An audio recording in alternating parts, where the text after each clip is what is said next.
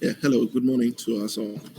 Thank you very much for joining today's conversation on the opportunities that the mushroom value chain presents to us as young people, as people interested in investing in the agricultural value chain and also investing in mushrooms specifically. And so, just before I continue, I would humbly invite all of us to kindly share with us your name and your location.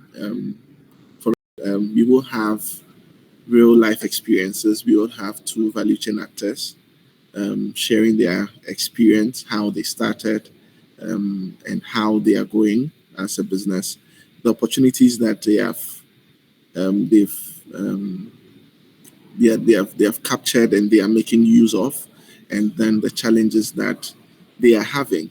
They'll share all of that with us.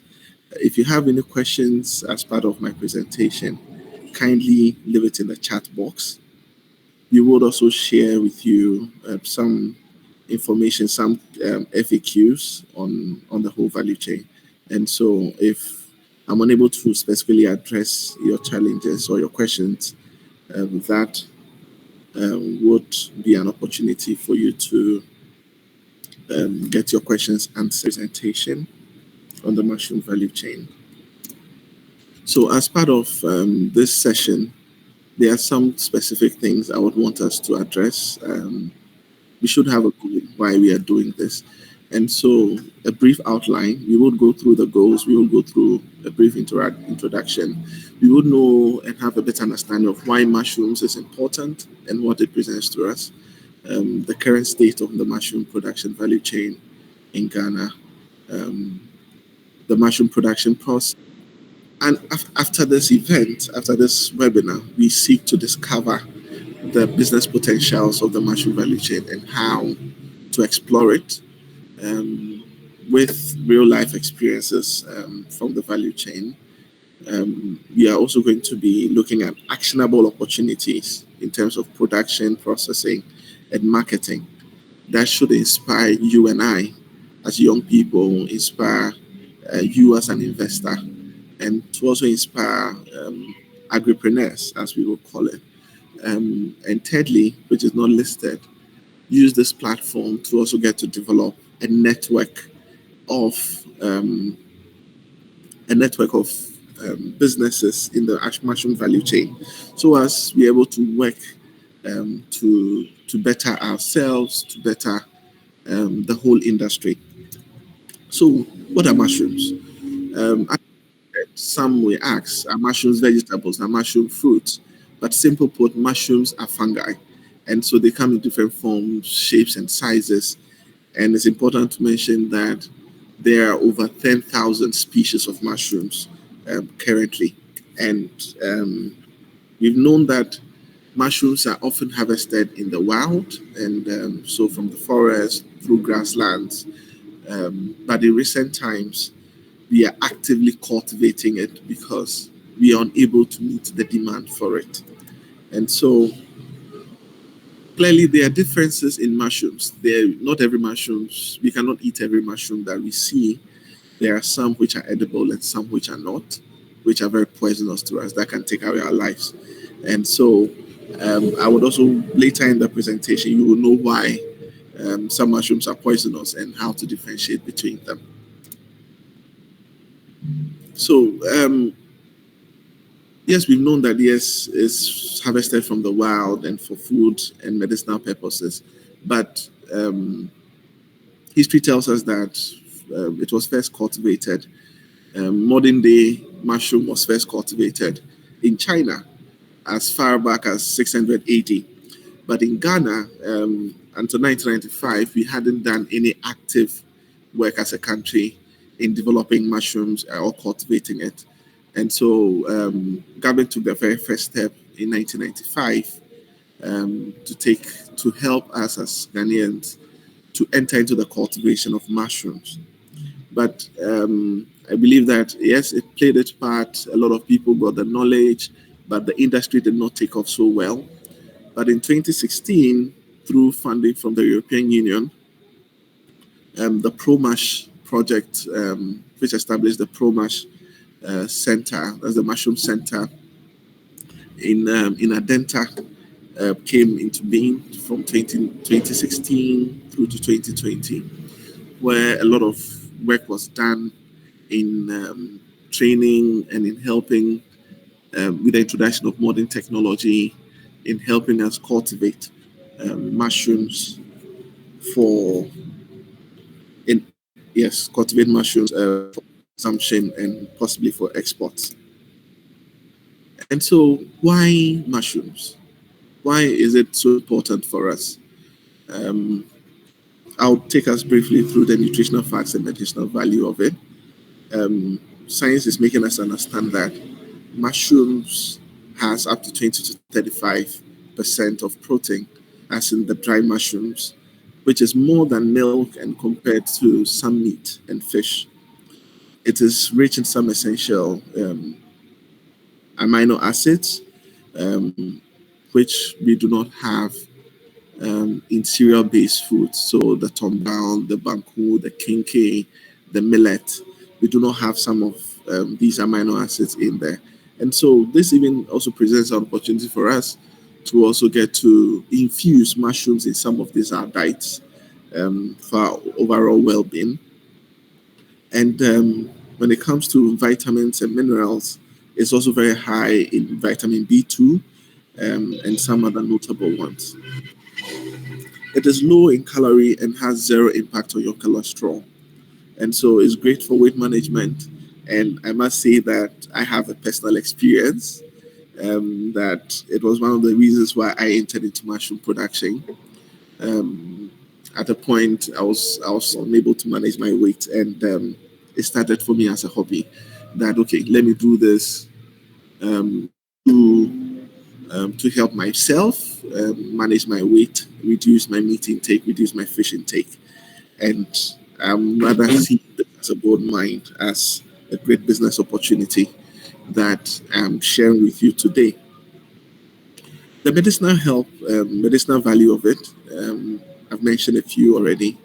That is, it's also helps us in boosting our general immunity to combat any form of diseases whatsoever, which is also because it's low in calories and then has no cholesterol impact. It's very good for our heart health. It has anti-cancer and anti-aging effects on our bodies. And so in the Ghanaian context, the demand for mushrooms based on a GEPA 2020 report makes us understand that the industry in Ghana is growing, or the demand for it is growing at a pace of 10 to 12% per annum.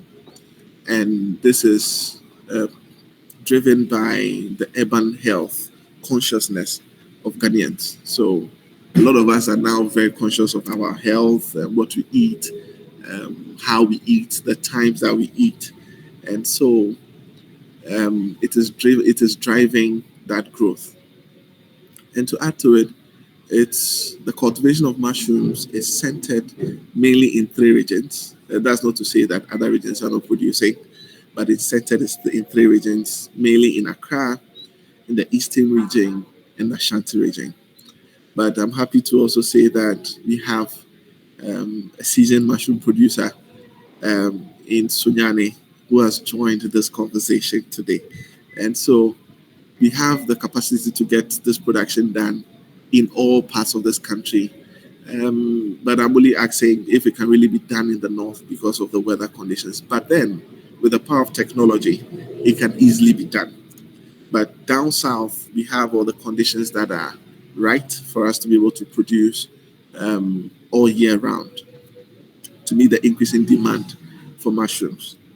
And so a few challenges, just in the brief overview, which I would also mention next later in the presentation, is that there is some gaps in the quality of spawns, that is the mushrooms, mushroom spawns. We have issues with cold chain. We have issues with large scale processing of mushrooms. And so it's difficult for somebody producing in Sunyani to easily move their produce to Accra for sale. And so these are just briefly some challenges. Now, to have a better understanding of the global market and the growth trends of this business, it is estimated that it is projected that this industry is to grow to the value of it is to hit 86.5 billion US dollars in the next 2 years. And China is highly dominating the market, producing up to 80% of the demands of mushrooms, global demands of mushrooms. And so I believe strongly that we as a country, Ghana, with the conditions we have, it presents to us a much better opportunity to also be a mushroom production hub, if not to satisfy the whole world, but to satisfy Africa, really.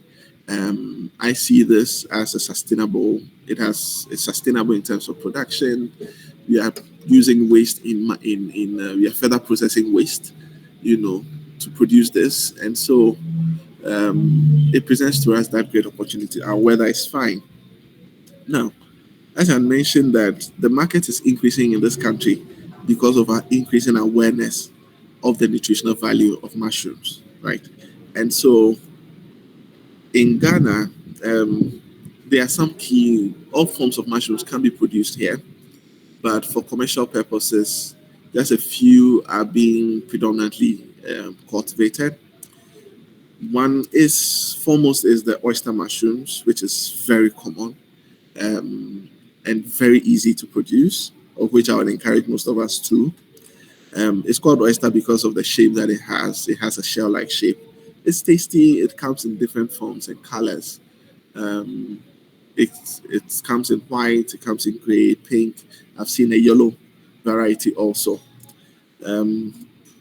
We have also the king oyster mushrooms. You would see a few of this. It's not so common, but it's also in the market. There's a particular demand for it from restaurants and pizza joints. I mean, so you get to see a number of this also on your pizza sometimes, if only you take particular notice of it.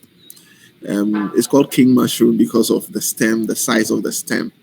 It doesn't have a shell-like flesh, but the stems are much bigger and much meatier than the regular oyster mushrooms. We also have shiitake mushrooms being produced here. But most of these other mushrooms, aside the oyster mushrooms, are being produced for specific needs. So there's a specific order and then it's produced accordingly for that purpose. So this globally is also highly consumed. If you intend producing for the international market, this mushroom and the next one, which is this portobello mushrooms, but this is also a collection of mushrooms actually. So we have the button mushrooms as part of this variety, Swiss brown as part of this variety, and so this variety is also highly consumed locally and also consumed internationally. But then in this production, you will need a little bit more technical support in getting this done and done right. So to take you through a clear mushroom process, how we're able to produce from transforming agricultural waste to what we eat as mushrooms. This diagram gives us a clear idea of what it is. From the very first stage, stage one, as you can see, mushrooms are chopped. Substrates are chopped. So specifically, these are straws, rice straws that are being used. Also, sawdust, fine sawdust is also used in this. So they are being chopped, they are sterilized, and then they are inoculated with the spawns. And they are left to mature, to run through the compost, the substrates. And then they are open for cultivation. And so this takes a period of 0 to 40 days in production. And so um, for stage 4 to be fully completed, we would have exhausted close to about 6 weeks. So between 4 to 6 weeks for stage 1 to stage 4 to be fully complete. And then it has to be acclimatized in the production center, probably for another 1 week or 2 weeks before proper production starts. And so when the bags are opened, it takes close to 4 or 5 days before first fruits can be fully harvested. And so this process takes between this number of days, between 40 to 50 days, for this process to go through. Now, for you to have a better understanding of the market in Ghana as it presents itself to us, through the ProMash program or project, it was identified that we have three groups of people. We have people who identify themselves solely as non-vegetarians. We have non-vegetarians in the sense that they do not accommodate any form of vegetarian diet. We have people who identify as flexitarians, who switch in between some form of vegetarian diets and carnivorous diets. And then we have people who identify themselves as vegans, vegetarians in that bracket. So out of this program, they identified that out of every 5 Ghanaians, you have 2 people identifying themselves as non-vegetarians. They do not accommodate any form of vegetarian diet whatsoever. We have flexitarians we also have 2 forms of them, 2 people out of the 5 who identify as flexitarians in the sense that they do not mind, they can switch from time to time between non-vegetarian diets and vegetarian diets. And then we have 1 person identifying purely as a vegetarian, that yes, they can accommodate some form of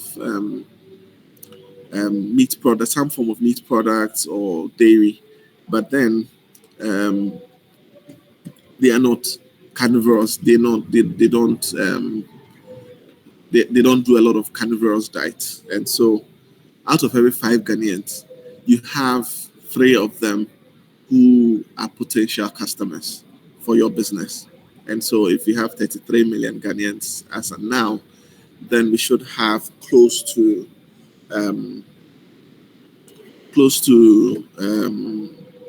give or take 20%. No, sorry, pardon me. Close to 20 million people who are potential market for your business. If you decide to enter into mushrooms or play any form or any role between the value chain. Now, the pictures you see there, it's a picture of one of the contributors to this program, one of our guest speakers. And I just want us to have a fair idea of the income estimates of this for an 8 to 10 weeks production cycle.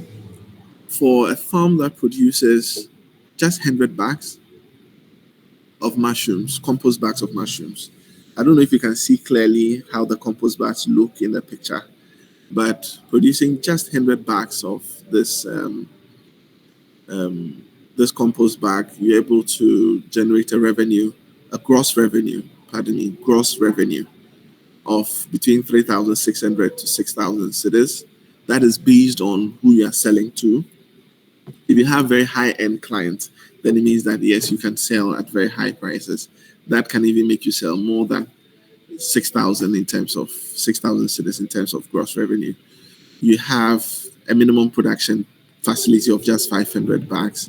You should equally be doing between 18,000 to 30,000. And you have a large production system of 1,000 bags and more. Based on 1,000 bags estimate, you should do close to 36,000 to 60,000. So now to take us through clearly how the value chain looks like. We have the input suppliers. We have the input supplier, that is from the mushroom spawn suppliers to the compost bag, to agricultural waste, transportation, and all that. Bags, polythene bag suppliers, and all that. They fall under that category of input suppliers. We have secondly those involved in production.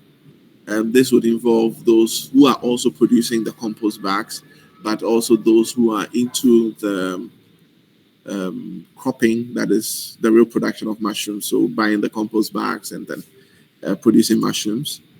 Thirdly, we also have processing and packaging. Processing and packaging sometimes is being done by those doing production also. But then that is also a value chain that can be fully, as an opportunity, can be fully taken advantage of. Fourthly, we have aggregators and distributors. And so in the value chain, as we have in Ghana, we have middlemen who are responsible for buying off these mushrooms from the farmers and selling it off to the end users, to the restaurants, to the malls, to individuals also. That is also an opportunity that if you would want to take advantage of, it would be great for you to take advantage of.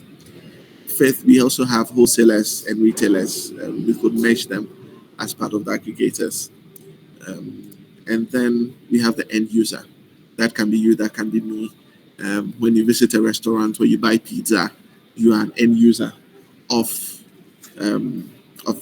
mushrooms, and so you play a vital part in the value chain as it is. So, as mentioned, the input suppliers. I mentioned substrate suppliers and the inputs that they use. I mentioned sawdust at some point, rice straws, wheat bran, lime are some of the things they would use. Equipment suppliers would offer the bags, the racks, even constructing of our structures and all that. Now, production. So, as I mentioned, we can find ourselves in different categories of it. If you would want to be a smallholder farmer, a medium-scale holder farmer, or a commercial one producing close to over 1,000 bags per cycle, then you are fitting into this bracket. And it's important that our weather or our environment are highly controlled and for this production, and with proper humidity and then good hygiene also. For processing and packaging, because mushroom goes bad if not preserved well, between 3 to 5 days, some can do 7 days, based on how best you package it and store in the fridge, sorry, not freezer. You can do 3 to 5 days in your fridge. Now, the picture on my right, you see EmperorFarms processing mushrooms into dry and then into powdered mushrooms. And so, yes, we have an opportunity to equally do same if we decide to only do processing and buy off from farmers and then do processing of same. Now, so we have, as I mentioned, we can further add value to it, turn it into seasoning blends, into thickness. Instead of using cornstarch to thicken your soup, mushroom powder can equally be used. Instead of using the seasoning cubes, mushroom powder can serve the same purpose. So you can have an opportunity to eliminate all these other ingredients, from our dishes, and replace it with much more better and much more health conscious options like mushroom powder. And you can also make this into edible snacks. EmperorFarms is actively working on developing some snack options from mushrooms that would give market to you, those who are interested in cultivating mushrooms, also more market. So for aggregation and distribution, as I mentioned, middlemen who are doing that, they are actively helping smallholder farmers to be able to sell off.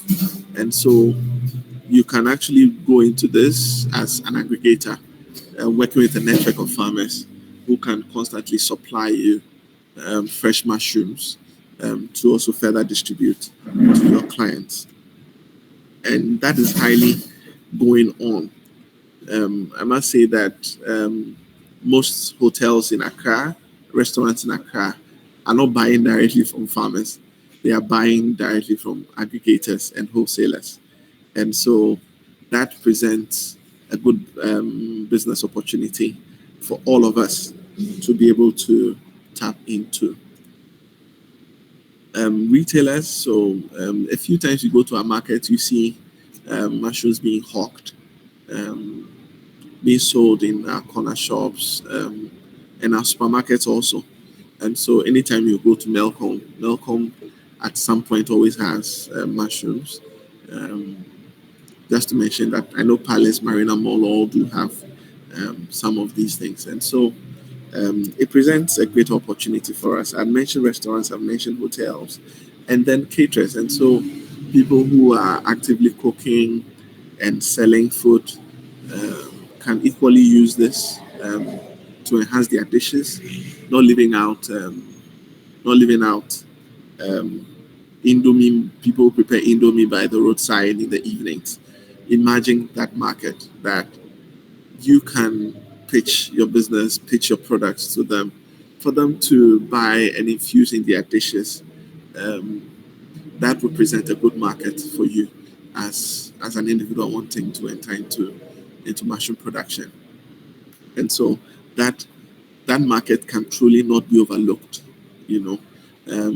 And so if I have a stand, let's say um, in Medina, doing vegetarian, for instance, doing vegetarian noodles or Indomie, you know, um, and is known as a vegetarian spot, why not? You would have a lot of these people passing through. You have a lot of flexitarians passing through to purchase from you because then not so many people do same for them.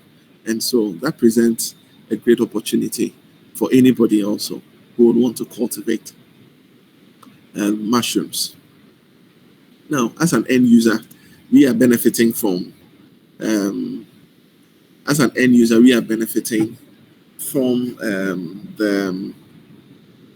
we are benefiting, sorry, from the health benefits of it, and also be rest assured of the availability, of um, constant availability of the product on the market for us to be able to easily purchase. And I pray that out of this workshop, many of us would take the bold step of investing as mushroom farmers or playing a role at some point in the value chain. And I pray that out of this workshop also be able to develop a proper chain, a proper value chain of and a network of actors, value chain actors, to be able to produce produce the right mushrooms and deliver same to our end users. Because then without them, nobody's going to buy our products. We cannot eat. I don't think that producing 10 kilos of mushrooms in a week or 20 kilos of it in a week, I can consume all of that with my family. It's not possible. I'm doing this because of the business, because of the money, because of the value it presents. And so if our end consumers, our final consumers are not getting the right product, we are unable to then sell same to them. And that becomes a problem for the entire chain to deal with. So at this point, I would humbly want to invite our guests. Hello, I'm here. Thank you very much. So Isinam is the CEO or the founder of ES Agritech Limited, and she is a mushroom producer. So she's a cropper, and she has been at this for the last 3 years. I can say that. Allow me to say, Isinam, that I was there when she actually started this. And so, can you share with us your experience about this? The floor is yours.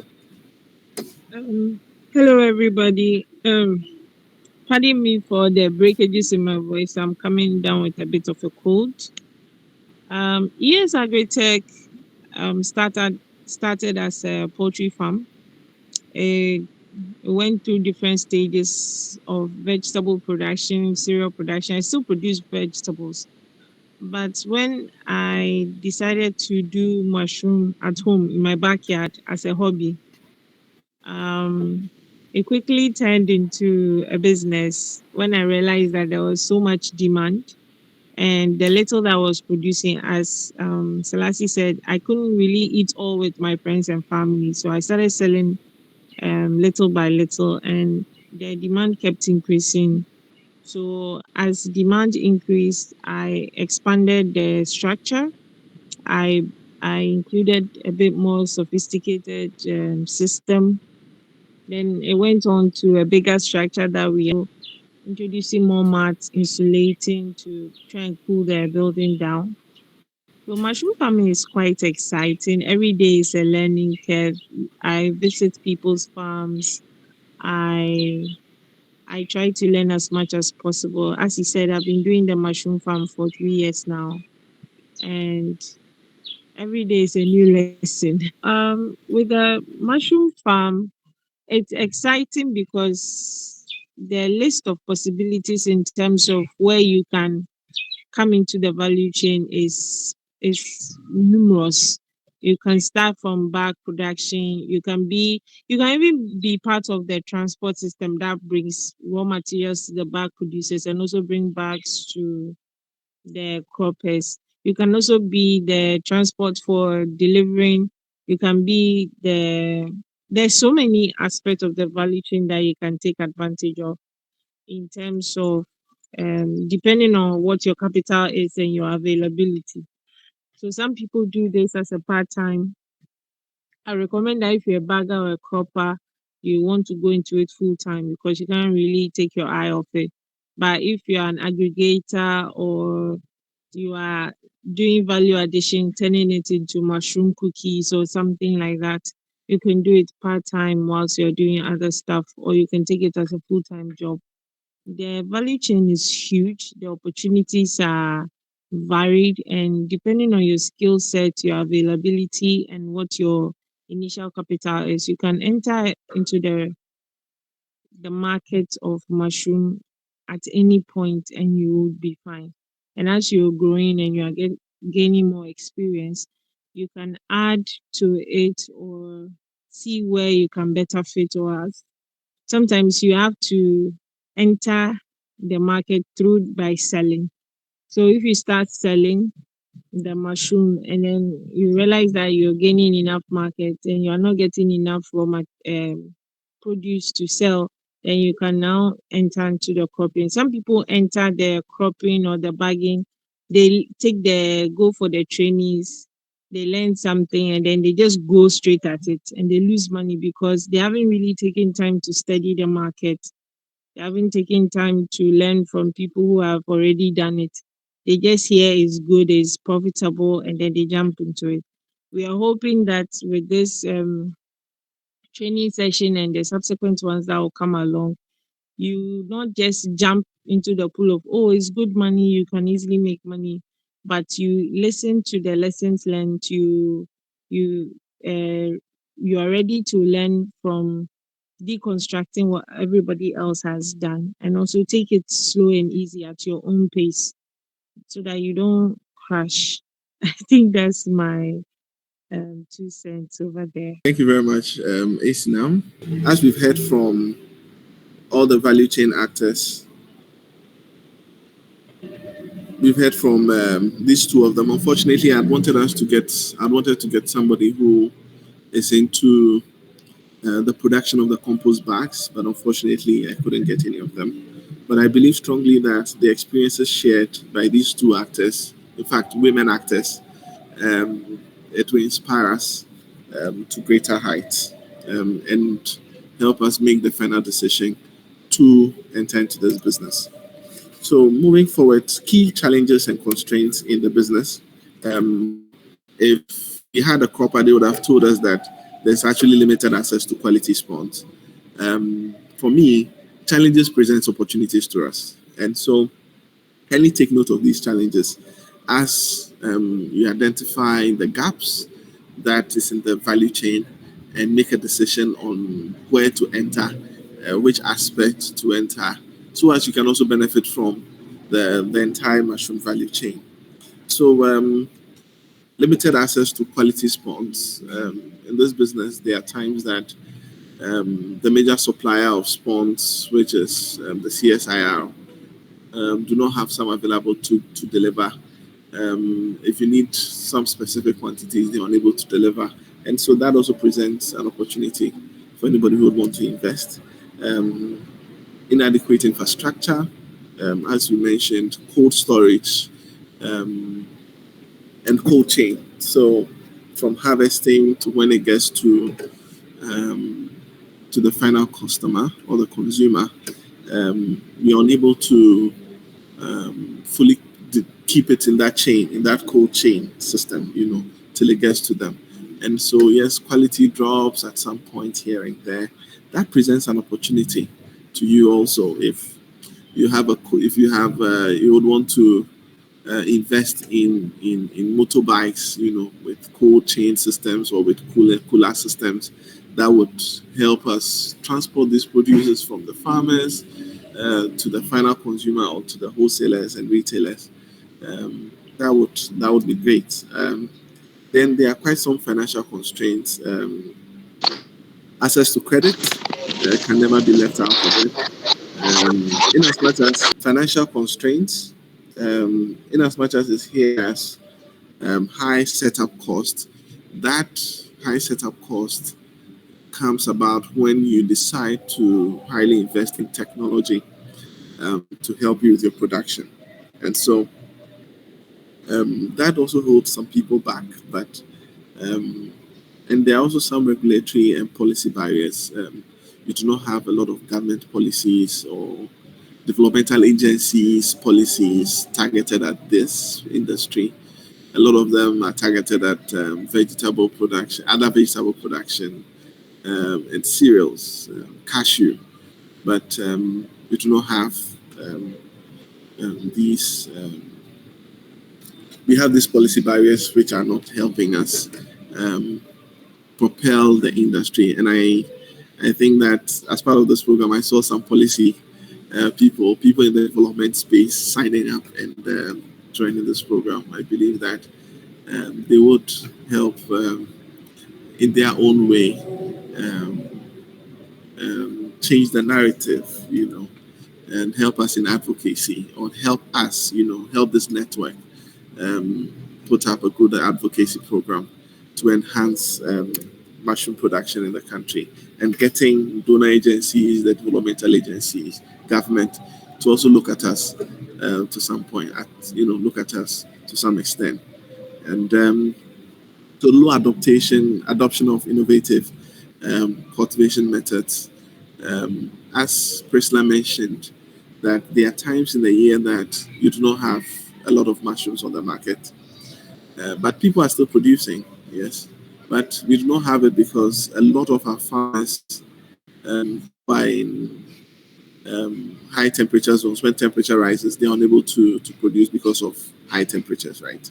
And so it's time that, okay, we look at investing in some great technologies to help us. And so that can also present an investment opportunity to you as an investor, make available some of these technologies to farmers, probably with some good financing um, schemes, to help smallholder farmers in the cultivation of mushrooms. For me, one thing I'm highly keen about is getting urban dwellers, enter into this business. And so it's very important for me. I'm personally driven by this. And so solutions, I've mentioned a few of them. Establishment of regional spawn labs. You as an individual can invest in spawn labs to make this spawns available to farmers. We are investing into cold chain logistics and rural electrification. Yes, it cannot be done. We cannot get those things done, but we can invest into some cold chain logistics, create some financing schemes to help smallholder farmers, introduce government. That I think that with advocacy, we can be able to achieve this. Let government introduce some subsidies and grants, or donor agencies also look at that. But that is going to probably be in the bigger picture. But for now, um, we can deal with the first three, and we are also playing our part in providing financial literacy training and then agribusiness planning for you, the farmers, as Emperor Farms. We are doing that, but there's a lot more that can be done. And so our doors are also open. Launching of educational campaigns like this periodically to get people know about it, know about the health benefits of it, know about the uses of mushrooms and how um, we can all benefit, health benefits, the investments, the monetary returns, and all that. Offer compliance training for farmers so as to maintain high quality standards of produce. And so, out of this network, we intend developing through this workshop. We should be able to have a standard, in terms of the type of mushrooms to produce, the standards, the hygiene standards, the quality, of these mushrooms that we are producing. Thank you very much for making time to listen to our very first publication. If you enjoyed it, don't forget to subscribe and press the notification button for further paths to this insightful conversation. At Emperor Farms, we are dedicated to promoting agriculture and other less known agricultural value chains. Starting off with mushrooms, expect part 2, part 3, and part 4 to these conversations. Thank you very much.